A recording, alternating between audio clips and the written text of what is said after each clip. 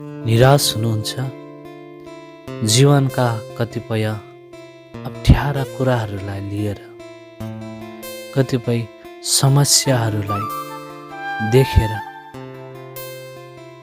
हताश बन्नुभएको छ। आज यो वचन तपाईको निम्ति यशाया 41:10। यसैले नडरा, किनकि म तँसित छु। निरुत्साहित नहो, किनकि म तेरा परमेश्वर हुँ।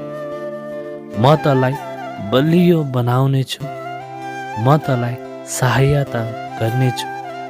मेरो धार्मिकताको दाहिने हातले म तँलाई सम्हाल्नेछु। आमेन।